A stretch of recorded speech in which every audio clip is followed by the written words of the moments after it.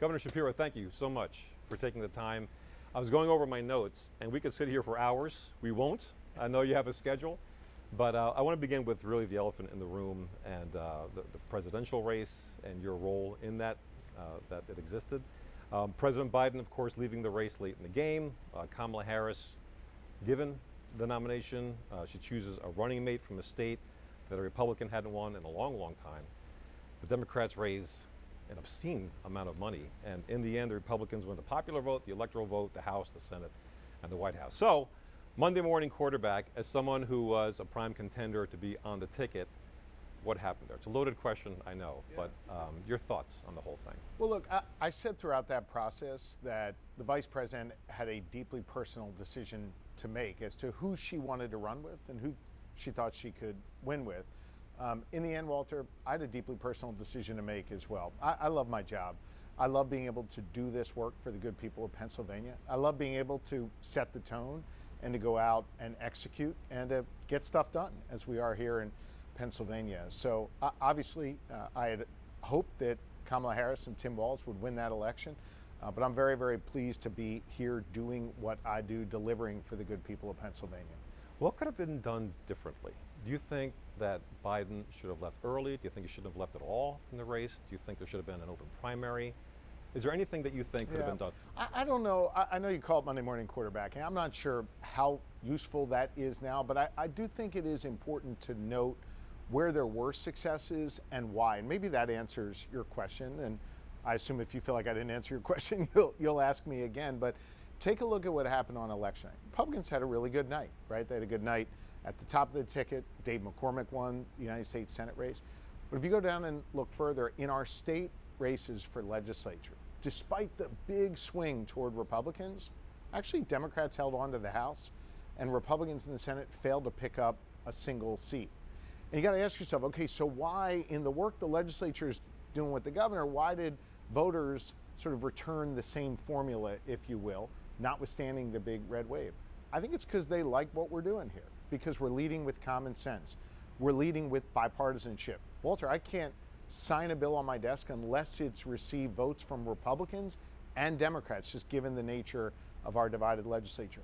We're playing the game in Pennsylvania between the 40s, not on the extremes, not between the 20 and the goal line. And I think it's really important to approach this job with common sense. That's what we're doing in Pennsylvania. And I really do think that that's a formula for success all across the country. And along those lines, you look at Pennsylvania and, you know, President Trump won Pennsylvania. You're a very popular governor in Pennsylvania. The Republicans flipped Bucks County in the presidential race for the first time in a long time. Pennsylvania is tough. Pennsylvania is tough for politicians. Yeah, it's tough politically, right? It's on a razor's edge. I'm proud of the fact that in the last governor's race, I earned more votes than anybody in the history of governor's races in Pennsylvania. Now, I'm not saying that to pat myself on the back. I'm saying it because, as a point of fact, Walter, it required me to not just get Democratic votes, but Republican and Independent as well. And as you cited, I think we continue to do well by those folks. People want to see elected leaders, especially executives, put points on the board for them every day. They don't want to see the kind of noise that oftentimes comes out of D.C., where everybody's just kind of yelling at each other and nothing really gets done. We're proud of the progress that we're making here, and I'm proud of the fact that we're doing it on a bipartisan basis. I really think that while there's a whole lot of folks who are doing that Monday morning quarterback, I'll leave that to the pundits. The truth is, I think we've got a formula for success here in Pennsylvania. We're proving that, and it's about bringing people together from all different walks of life, rural, urban, suburban, and delivering for them, not at the expense of someone else, but by bringing everybody along together. On a national level, though, do you think the Democratic Party has gone too far to the left? With that said, I want to read you a quote from famed political strategist James Carville, recently saying, "We, Democrats, lost for one very simple reason. It was, it is, and it always will be the economy stupid." That's a saying. It's the economy stupid. We, Democrats, have to begin 2025 with that truth as our political North Star and not get distracted by anything else. So really just two questions. Is that accurate? How accurate is that? And has the Democratic Party on a national level gone too far to the left? You and I are sitting here at Adair. It's a pharmaceutical company that packages and ships out pharmaceutical products all across the country. Really, they're a global company. They're here in Northeast Philadelphia. I worked like hell to bring them from Jersey to locate their corporate headquarters. Did you get a here. nasty text from Murphy? I like Phil, Oh, you but poached. we compete on these things. That's good. He's a good man. I respect him. I share that with you, Walter, because we've always been focused on growing the economy. Now, a big way you grow the economy is having really good schools, right? So kids have a strong foundation to be able to come and work in a place like this. You got a great mass transit system so people can get to and from work. People's rights and freedoms are protected. You need all of those things, but yes, you need economic opportunity in the neighborhoods where folks want to live, maybe because they were raised there or they want to raise their families here. So we've been focused like a laser beam on that. And part of the reason why I was able to make the kind of investment we made here to bring Adair to Pennsylvania is because I got Republican and Democrats rowing in the same direction on the importance of the economy and investing there. At the same time, when it comes to the economy, we know that for folks to be able to buy products, right, or get the things that they need for them or their kids, they need more money in their pocket. So as governor, I brought Republicans and Democrats together to cut taxes over 5 times here in our Commonwealth. Cut taxes for seniors, families who have child care costs. We've cut taxes for small businesses and larger businesses as well. We know how important it is for people to have more money in their pockets, right, cut costs, and make investments to grow our economy. And so I know James has lots of different views on lots of different things. Very colorful. He was right. He was right decades ago when he said it's the economy, stupid, and the economy continues to be central. That's why we remain focused like a laser beam on it. What do you think Joe Biden's legacy will be as president? And the follow-up with that is, what are you hoping your legacy will be as the governor? My legacy? I'm 2 years into this, Walter. I got a I'm saying, what are you hoping? I got a long way to go. Look, I think folks see me as a guy who knows how to get stuff done.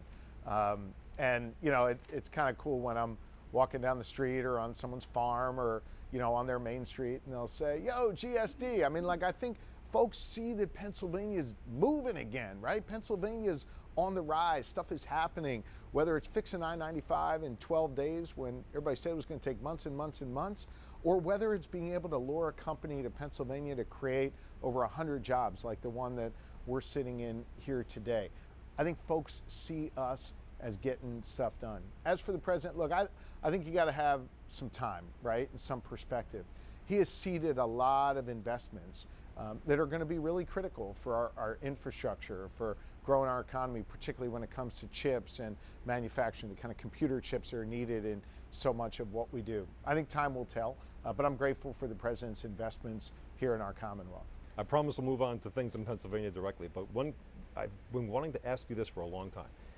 How much has the president-elect changed the game in terms of presidential campaigning? He didn't do well in his debate with Kamala Harris. He didn't open too many campaign offices. I'm not sure if he opened any across Pennsylvania and other swing states as well. They didn't knock on doors. He went on Joe Rogan. Is that a game changer as far as the presidential campaigns go? I think it's really important to meet people where they are. And that's whether they turn on 6ABC to watch the news at 11 o'clock before they go to bed, or whether it's to listen to a podcast about a subject matter that is important to them. I think it's incumbent upon me, and obviously the president-elect understands this as well, is to meet people in the rooms where they want to be, on the devices where they're consuming information, and to talk to them in a genuine and authentic way. Look, obviously I've got very different views than the president-elect on a number of things. There'll be some things we agree on and we're going to work on together, but I think we both understand the importance of meeting people where they are and communicating with them directly. In terms of meeting Trump, Senator Fetterman, we've learned, is taking a trip to Mar-a-Lago to meet with Trump. Have you been invited? And if you were invited, would you go? Well, Senator Fetterman can answer for his own scheduling. I've not been to Mar-a-Lago. I've got no plans to go. But as I said the day after the election, I respect the will of the people. I always have. They chose Donald Trump here in Pennsylvania and obviously across the country to lead our nation forward. And I'm going to be wishing him success because his success is going to be our collective success. I'm going to find opportunities to work with him. I trust he'll find opportunities to work with me and support the good people of Pennsylvania. And where he does something that I disagree with, I'll not hesitate to stand up to him. I think you know my history in that area. Walter, I think it's also important to remember that just 2 years ago, Pennsylvanians, by an historic margin, with an historic number, voted for me to be their governor. And yes, they've now voted for Donald Trump to be their president. The election is over, and it's incumbent upon all of us who've been chosen by the good people of Pennsylvania to work together, and that's exactly what I'm going to do. So as you mentioned, we're here at Adair Pharma Solutions in Northeast Philadelphia, now in Northeast Philadelphia. You held a press availability earlier today. Talk about that whole thing and about the little contest you have going with not just New Jersey, but Ohio, famously, you know, as far as getting companies to come here. Yeah. Look, I mean, in the States, I got really good relationships with my fellow governors, but we compete, right? I mean, we all want to win. We're all cheerleaders for our state. I think for too long, Pennsylvania wasn't really competing effectively. We never got out of the dugout onto the field to play the game. We're on the field. We're playing the game. During the press conference, you mentioned something about that. You said something in terms of companies saying it was never considered in Pennsylvania. Yeah, there's these things called site selectors, right? These are individuals who go around the country on behalf of the companies they represent and say, hey, you should think about opening up your factory, your facility, whatever, in state A or state B. For a lot of years, they were never even considering Pennsylvania. Why? Because we didn't have the resources to be able to compete, to make the deals worthwhile. I think cutting taxes has helped us to be able to compete. I don't think we had a real focus on how we wanted to grow, how we want to develop, and how to use our natural assets here in Pennsylvania to be able to compete. That's all changed on my watch. And I think they also see a governor who's very willing, and I do this a lot, pick up the phone, send a text, grab that CEO and say, hey, come here, let me tell you why it's great to do business in Pennsylvania. So I think it's all of those things together that are making us far more competitive. Now, I know you've invested in law enforcement across Pennsylvania, and we'll get to that for sure in a second, but what are you hoping Philadelphia does to increase the ranks of the police force? They need police officers.